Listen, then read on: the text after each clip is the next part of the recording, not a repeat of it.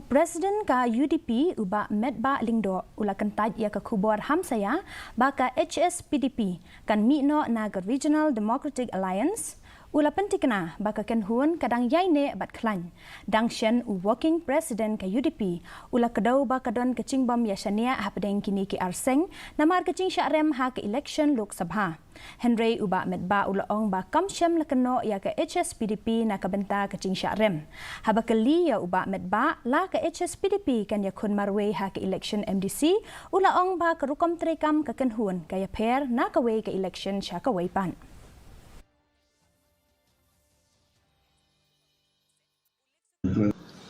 The RDA, which is the alliance of the Hspdp and the UDP, are very much intact and there's no problem at all. So all whatever has appeared in the media is not correct, and I would like to say this on behalf of the UDP. At the same time, after I have spoken with the president of the Hspdp. Presiden ka TMC Hamikali